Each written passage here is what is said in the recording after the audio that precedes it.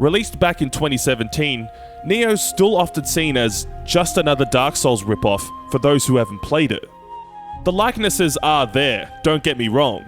The leveling system is very similar, death works pretty much the same functionally, and Nioh definitely punishes players for stepping out of line. Though once you take the time to immerse yourself in the structure and feel of the mechanics, the differences really start to show. I'm Anthony from TBN, and hey, is that a giant frog smoking a pipe? Okay, this game wins. 10 out of 10, must play, let's go. No, but seriously, that campy yet serious presentation is actually one of the biggest departures from the Soulsborne formula. If I could liken it to anything, I'd say it gives me the same type of feeling of playing a Resident Evil game or any other bonkers project from Hideo Kojima. So instead of learning the game's lore through the environment with subtle hints and nods everywhere, Nioh has a very focused, theatrical approach to its narrative. That being said, the story and cast, in all honesty, are kinda bad. Characters will come and go at the drop of a hat, lacking any solid development besides one or two people, and the main protagonist's portrayal can be stiffer than Harry Potter's broomstick at times. A cat clock. Hanzo's ways are curious indeed. The story itself, following real-life Western samurai William Adams in the 1600s, is passable at best, with a lot of tongue-in-cheek serious yet not serious moments. You might find yourself engaged with the slick directing or how hyped the stakes are at times, though at the end of the day, the story mostly serves as a bridge to tie all the missions and events of Nioh together. Speaking of missions, that's another big change up from the usual Soulsborne formula. Instead of just blitzing it from one bonfire to another, this game's actually split into chapters. This means William can revisit areas to complete extra missions, grind XP, search for gear, and heaps of other things. The areas of Japan William travels to are all beautifully distinct and really encourage a heap of exploration and discovery. You'll find shortcuts that make backtracking after death easier, and tons of hidden treasures waiting to be opened. However, I did start to lose my bearings a few times, due to the fact that certain areas have a very similar architecture. As a result, I found myself walking around in circles like a complete knucklehead on more than one occasion. Most importantly, why is this game so dark? And I don't mean tonal wise. Crank up that in-game brightness stat, unless you want to give yourself a headache after 20 minutes of squinting. Just thank me later. Now onto the actual gameplay. This is where Nioh shines brightest. Where do I even start? Let's go with the tools of the trade first. The range of weapons you can choose from are just awesome, full stop. The dual swords are sweet, but the Kusarigama's my favorite, hands down, simply because of how flowy it is. Combine that with the ranged weapons like the bow or hand cannon, and you're already having a good time. Look at that. If you're enjoying this video so far, be sure to hit that subscribe button and turn on the post notifications so you won't miss any of our videos. Each subscription really helps to grow our channel, meaning we can bring out more videos like this each and every week. Cheers, lads. There's also the 3 stances, which were a major addition in 2017 for the action RPG genre. The positions of low, mid, and high affect the pace and strength of William's strikes, how vulnerable he is to damage, and how quickly he can maneuver around the battlefield. Generally speaking, low is for fast, dodge and counter style play, whilst mid enhances your blocking capability, maintaining a great balance between offense and defense. High stance, on the other hand, prioritizes strong attacks at the cost of being more susceptible to damage and moving slightly slower.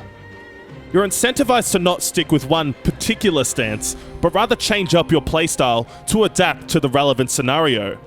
For instance, if there's a monster crawling on the floor towards you, using high stance probably isn't the most appropriate. This forces you to think quickly and really emphasizes learning your opponent's attack patterns and behaviors.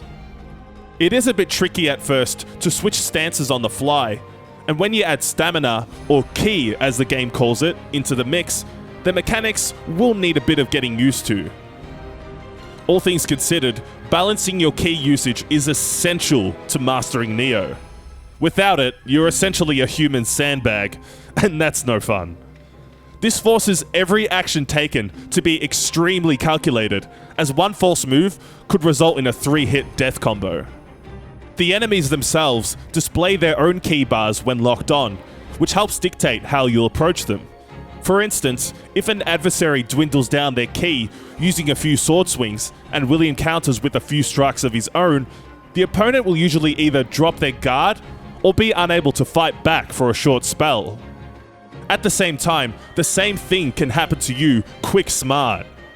What's more is that some of the monsters called yokai can reduce your stamina as a passive effect, so always make sure you're aware of William's key. Even the garden variety type enemies are actually pretty challenging, especially if they start teaming up on William. Some of the bosses in particular can feel impossibly difficult at first glance, but once you start carefully studying their attack indicators and mechanics, as well as stop generally freaking out about how broken they are, that's when you'll start to realize that these encounters are all pretty fair and square, and you'll find yourself admiring the game's combat design. I also really appreciated the game's Revenant system. This is basically Neo's spin on the Bloodstains feature in Dark Souls, with an added touch. How it works is that during each level, you'll come across different grave sites of NPCs or other players who've fallen, and it'll describe the cause of their death. So if it says, impaled by an umbrella, or something along those lines, you can expect the same enemy to be lurking nearby, waiting to smack William silly. To make things easier in these duels, and in general, don't forget to time William's key pulses correctly too. This feature recovers a bunch of ki if you time a shoulder button press shortly after depleting some of the gauge. I've seen so many people not use this feature and then stop playing altogether, saying, "This game is too hard." That's like playing FIFA without a sprint button and then wondering why you can't keep up. It's silly.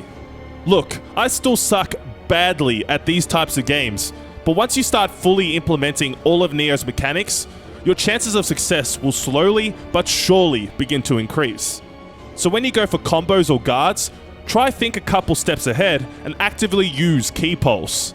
Or on the other hand, if a normal battle's a little too overwhelming, it's sometimes best to retreat and reevaluate. Not all the enemies need to be slain. In fact, a majority of them don't. Awareness is king in Neo. Additionally, be sure to take advantage of William's items and abilities that he gains along the way. I won't name any in particular, because it's more interesting to figure out those aspects yourself, but some of them will just straight up trivialize the bosses. So it is worth taking a couple minutes to experiment and trial out what works best for you and your playstyle. To this day, Neo's excellence in combat design still shines through, creating a Soulsborne experience that's distinctly its own, whilst making it accessible enough for those who may not find these types of games appealing. The story and characters are far from perfect, and there may be some odd difficulty spikes for good measure, but once this game gets its hooks into you, it's hard to put down. Guys, if you enjoyed this vid, click that like button down below, and as always, if you haven't yet done so, press subscribe and the bell icon next to it so you won't miss an upload. For more on Neo, visit thebetanetwork.net to read our written review and check out our podcast called Games We Played That for some silly antics from the TBN team. See you guys in the next video.